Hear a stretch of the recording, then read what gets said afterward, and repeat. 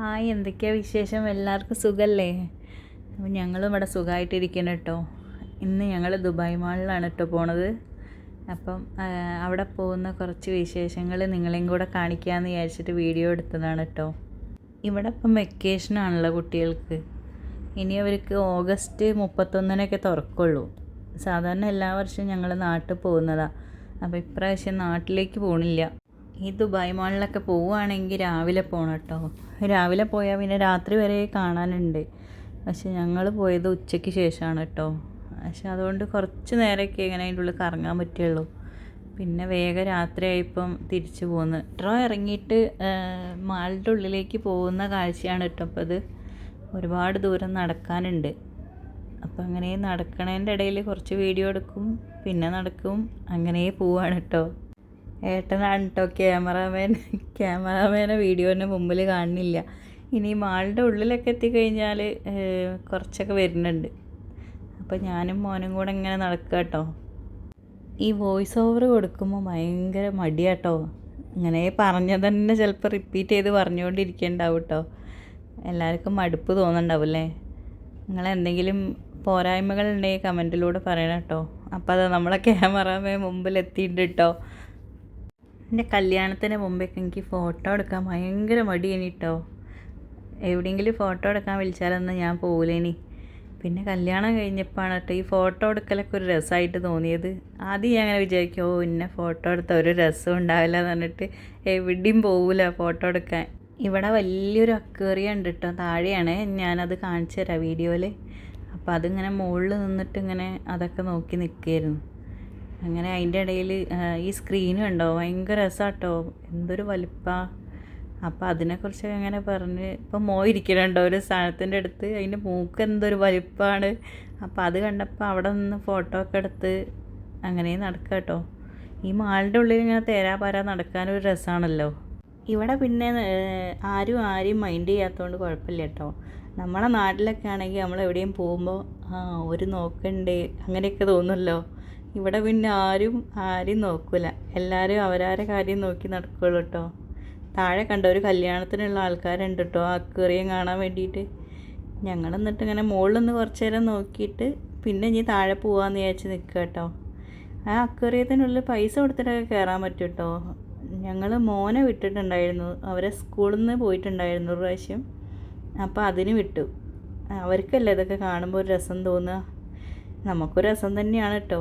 പക്ഷേ എല്ലാവർക്കും ടിക്കറ്റ് എടുത്തിട്ട് അതിൻ്റെ ഉള്ളിൽ കയറാൻ ഭയങ്കര ചാർജാണ് കേട്ടോ. അതുകൊണ്ട് പിന്നെ ഞങ്ങൾ അതിന് വേണ്ടിയിട്ട് മെനക്കെടലില്ല. ഈ മീനുകളൊക്കെ ഇങ്ങനെ നോക്കി നിന്ന് കഴിഞ്ഞാൽ രാത്രി ആയത് ഒന്നും നമ്മൾ അറിയില്ല കേട്ടോ. അത്രയ്ക്ക് രസമാണ് കേട്ടോ അത് കാണാൻ. ഒരുപാട് വെറൈറ്റി വലിയ വലിയ മീനൊക്കെ ഉണ്ട് കേട്ടോ. ഞാനിതൊക്കെ ഇവിടെ വന്നപ്പോൾ കേട്ടോ അത്രയും മീനിനെയൊക്കെ ഇങ്ങനെ കാണുന്നത്. പണ്ടൊന്നും ഇങ്ങനെയൊന്നും കണ്ടിട്ടില്ല. അക്വേറിയം ഒരുപാട് വലുതായതുകൊണ്ട് മീനുകൾക്കൊക്കെ കടലിൻ്റെ അടിയിലൊക്കെ ജീവിക്കണ പോലെ ഇങ്ങനെ നടക്കട്ടോ. കണ്ടോ, വലിയ വലിയ സാധനങ്ങളുണ്ട് കേട്ടോ. ഈ തിരണ്ടി എന്നൊക്കെ പറയുന്ന മീനൊക്കെ ഉണ്ടല്ലോ, അതൊക്കെ നല്ല വമ്പ സൈസ് ഉണ്ട് കേട്ടോ. ചിലതുണ്ട് ഇങ്ങനെ വാലൊക്കെ ഭയങ്കര നീളമുള്ള. ഈ ചെറിയ മീൻ നല്ല രസമല്ലേ കാണാൻ.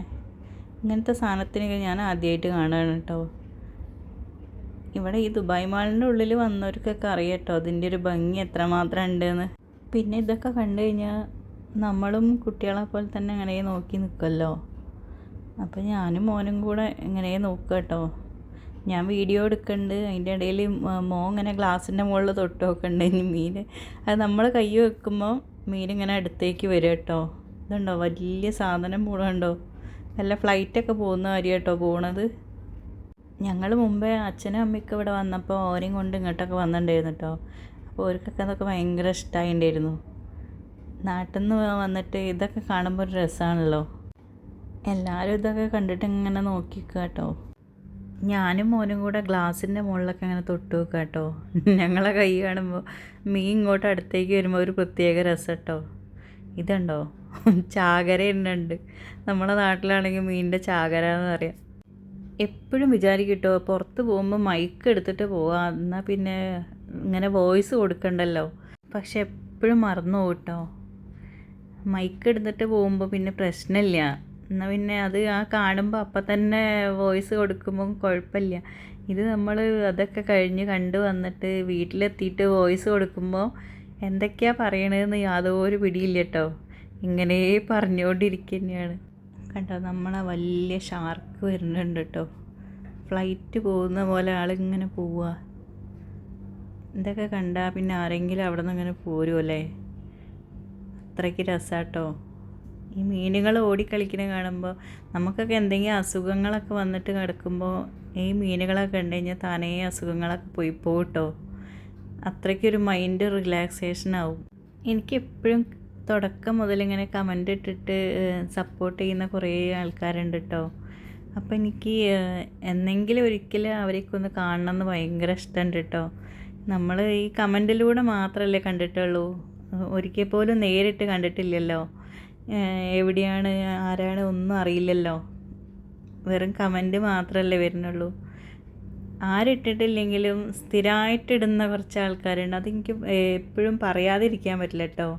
അതാണ് ഞാൻ കഴിഞ്ഞ വീഡിയോയിലും പറഞ്ഞിട്ടുണ്ടായിരുന്നു. അവർക്ക് ഒരുപാട് താങ്ക്സ് കേട്ടോ. തുടക്കം മുതൽ എന്നെ സപ്പോർട്ട് ചെയ്തുകൊണ്ട് വരുന്നുണ്ട്. ആരെയും പേരെടുത്ത് പറയണ്ടല്ലോ എന്ന് വിചാരിച്ചിട്ടാണ് കേട്ടോ. ഇനി ആരെങ്കിലും പേര് പറയാൻ വിട്ടുപോയി കഴിഞ്ഞാൽ അവർക്കൊരു വിഷമാവൂലേ. അതുകൊണ്ടാണ് പേര് പറയാത്തത് കേട്ടോ. ഇനിയും ഇതുപോലെ എന്നെ ഒരുപാട് സപ്പോർട്ട് ചെയ്യണം കേട്ടോ. നിങ്ങളെല്ലാവരും സപ്പോർട്ട് കൊണ്ട് തന്നെയാണ് വീഡിയോകൾ ഇടാനും ഒക്കെ തോന്നുന്നതും. ഇപ്പം 1500 ആൾക്കാരായി കേട്ടോ. ഇതൊന്നും ഒരു ആൾക്കാരല്ലാന്ന് വലിയ വലിയ ചാനലിലുള്ള ആൾക്കാർക്കൊക്കെ ഒരുപാടുണ്ടാവും. പക്ഷെ എന്നെ സംബന്ധിച്ച് ഇത്രയും സപ്പോർട്ട് ചെയ്യുന്ന ആൾക്കാരെ കിട്ടിയത് എനിക്ക് വലിയൊരു ഭാഗ്യമാണ് കേട്ടോ. ഞാൻ ചാനൽ തുടങ്ങിയിട്ട് ഇപ്പോൾ 1 വർഷം കഴിഞ്ഞിട്ടേ ഉള്ളൂ. അപ്പോൾ എനിക്ക് ഇത്രയും സബ്സ്ക്രൈബറെ കിട്ടിയത് എനിക്ക് ഒരു വലിയൊരു ഭാഗ്യമായിട്ടാണ് കേട്ടോ തോന്നുന്നത്.